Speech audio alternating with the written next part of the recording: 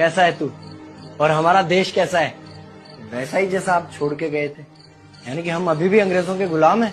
नहीं, अंग्रेजों से तो हमें 1947 में ही आजादी मिल गई थी। अच्छा, तो अब तो हमारे अपने लोग देश चलाते होंगे ना? हाँ, तब तो देश काफी आगे बढ़ गया होगा। जब हमारे अपने लोग देश चला रहे हैं तो गरीबी और भ्रष्टाचार का तो नाम ही नहीं होगा। सबको बराबर हक दिया जाता होगा, किसानों और मजदूरों का अच्छा ध्यान रखा जाता होगा ना?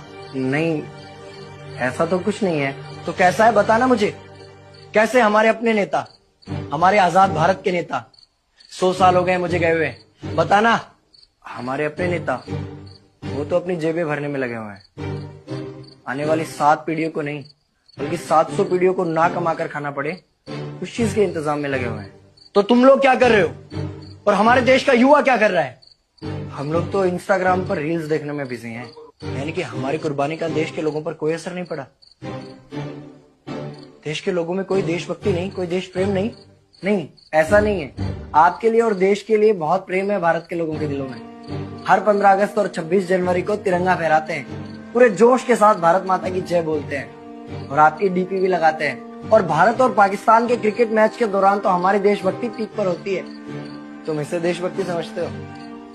तो फिर क्या है देशभक्ति? अगर तुम्हारी देशभक्ति समाज को सुधारने में, गरीबों को अच्छी शिक्षा या बराबर का हक नहीं दिलाती तो कोई काम की नहीं है तुम्हारी देशभक्ति। भ्रष्ट नेताओं और सरकार के खिलाफ आवाज उठाओ, लोगों को एकजुट करो। लेकिन अगर हमने सरकार के खिलाफ आवाज उठाई या नेताओं से सवाल पूछे तो हमें एंटी नेशनलिस्ट कहा जाएगा या हमें गद्दार करार दे दिया जाएगा। तो डरता है। 23 साल का था मैं जब अंग्रेजों ने मुझे फांसी पर चढ़ा दिया। मुझे तो आतंकवादी कहा गया था। अगर अब नहीं जागे तो ये देश सोता रहेगा। ये सरकारें, ये नेता देश को बेच खाएंगे। इस भ्रष्ट सरकारी तंत्र से लड़ो। देश को क्रांति की जरूरत है। क्रांति यानी कि हमें हथियार उठाने होंगे, बंदूकें उठानी होंगी जैसे आपने उठाई थी। नहीं, हमारी क्रांति विचारों की थी। जब अंग्रेजी हुकूमत ने हमारी आवाज नहीं सुनी तो हमने और जोर से आवाज लगाई और अपने विचार रखे।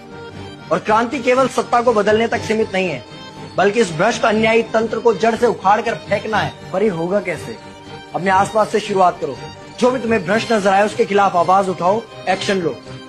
तुम्हारे टैक्स का पैसा नेताओं की जेब में जा रहा है, हिसाब मांगो। अपने वोट का सही इस्तेमाल करो, लोगों को जागरूक करो और इस देश को आजाद करवाओ। इंकलाब जिंदाबाद, इंकलाब जिंदाबाद।